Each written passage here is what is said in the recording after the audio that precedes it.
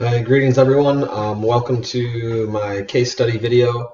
I'll jump right into the case study. So, for my case study, I'm looking at a student naming Ronnie Ochoa.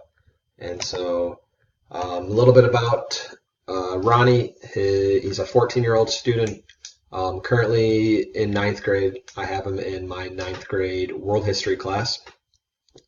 He's a male, Latino, Mexican American. His dad is a U.S. citizen. His mother has Mexican citizenship, and he qualifies for free and reduced lunch. So, which is kind of the baseline socioeconomic data that I am kind of had access to. So that kind of is just his basic information. Um, his social and behavioral history and kind of just some of that kind of some of the qualities of him as a individual. Um, he was on a pretty decent track up until 2017 when he was in middle school, basically.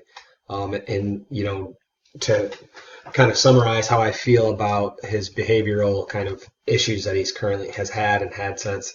I think a lot of it has to do with that adolescent stage of his life. But a quote from kind of the interaction between parents and counselors and his CA60, his file. Uh, he's made poor choices, but his mom feels he's attempting to gain attention and friendship from the students with whom he's misbehaving. All of a sudden he's getting involved in all this misbehavior, which, looking at kind of his cumulative record, that's what I would say is pretty true. He's had good remarks by his teachers up and through, early childhood, elementary school, up until 2017. Nothing out of the ordinary, once in a while easily distracted, but not anything in terms of like very kind of blatant misbehavior. He moved schools between second and third grade. He was diagnosed kind of not kind of on the autism spectrum disorder, and then also speech and language impairment. And that all occurred in the second grade during 2016-2017 school year, though. So when he was in seventh grade, he had 5 documented behavior incidences, 4 of which resulted in a suspension. And that one of those suspensions, he was settled in a juvenile court, and it was for malicious destruction of property. Basically, he would put in paper into a microwave in the lunchroom and repeatedly ran the microwave until it started on fire. And so that was kind of the crescendo of a series of misbehaviors at the middle school. And so then there's been a kind of series of behavioral interventions and counseling and things added to his IEP since then.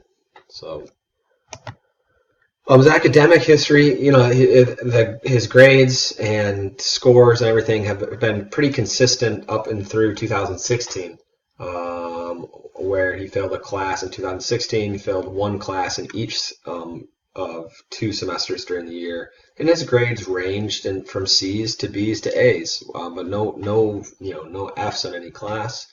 But since 2017, though, he's now failed 1 to 2 classes in each semester. And that's kind of been the case through 2017, 2018, 2018, 2019. And now in the 2019 school year, that trend has continued. His test scores in English language arts improved from 5th to 6th grade, which I thought was a really big positive considering that he is a English as a second language student. His math scores, however, declined from 5th to 6th grade. And I would say the consistent comments kind of from his teachers on a yearly basis is that, if he applies himself and has, I think the right focus and the right environment, he's successful in the classroom and he contributes to class and in a positive way. But I think a lot of this has been some of his behavioral and classroom behavior issues are coming to light right now in this, adolescent stage of 13, 14, 15-year-old, 8th grade, ninth grade kind of trends. So, a previous intervention that's occurred, so he's had an IEP since he was in second grade, up until 2006, until sixth grade, 2016. It was really all academic considerations, accommodations. Since then, they've added some things related to behavior, kind of social classroom environment accommodations due to some of his misbehavior. He's had speech therapy since 2003, and some mandatory meetings and counseling sessions with the school counselor since the incident with the destruction of property. So those are some of the kind of interventions that have occurred already. And so just kind of to summarize, I really think that Ronnie, he in world history class, he can respond to open-ended questions well, and he can, recall really, pretty detailed questions and contribute in class. I do think that some of the kind of the desire to have a social group and have friends is causing him to socialize and be around some people that aren't good for his behavior and maybe encourage him to do things that he shouldn't. And so I think that's the root of a lot of kind of the bigger issues in Ronnie's behavior.